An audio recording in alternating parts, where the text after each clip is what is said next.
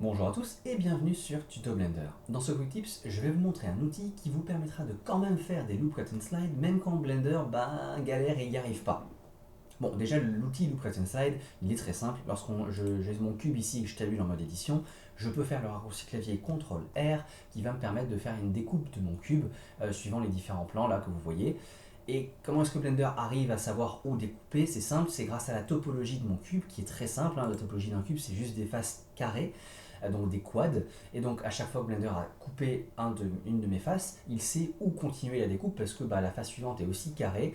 Et donc c'est facile pour lui d'aller sur le segment opposé, enfin l'arête opposée et de continuer sa découpe.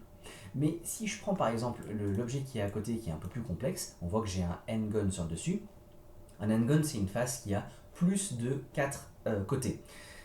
Donc là, j'en ai 8, j'ai un octogone sur le dessus et sur le dessous aussi, donc je n'ai plus un quad. Si je tabule en mode édition sur cet objet, je vois que j'ai aussi des triangles. Enfin, j'ai fait exprès de créer des triangles ici. Donc là, Blender va être perdu lorsqu'il va vouloir trouver le chemin de ma découpe lorsque je fais mon Loop Cut and Slide. Donc si je fais CTRL R et que je commence à vouloir faire une découpe, alors la première face elle est facile, c'est un carré, donc ça il sait faire Blender. Mais arrivé sur le triangle, il bloque, il ne sait plus où continuer la découpe par la suite. Et donc il y a deux triangles, il n'y arrive pas, et il arrive même sur le n-gun, et pareil, il bloque encore une fois. Alors même si nous, intuitivement, en tant qu'humains, on se dit ok, là il y a un channel facile d'ailleurs, il y a une sorte de couloir intuitif qui se fait facilement, Blender lui il sait pas en fait, il peut pas deviner que vous voulez aller tout droit là-bas et pas sur la face qui est ici, etc. Et comment le découper sans venir créer un nouveau sommet au milieu pour venir faire bifurquer la découpe si c'était ici que vous vouliez aller, il en sait rien. Donc il bug. Alors si moi je voulais quand même me dire j'aimerais faire un loop cut and slide quand même tout le long ici de cette espèce de tunnel intuitif que nous humains on peut visualiser facilement mais que Blender lui galère à trouver. Eh bien je vais faire une sélection par arête ici et je vais venir sélectionner toutes les arêtes qui constituent cette espèce de tunnel imaginaire qu'on s'est fait là où on aimerait faire notre découpe. Et une fois que j'ai sélectionné en fait toutes les arêtes qui constituent ça, je vais invoquer l'outil Subdivide.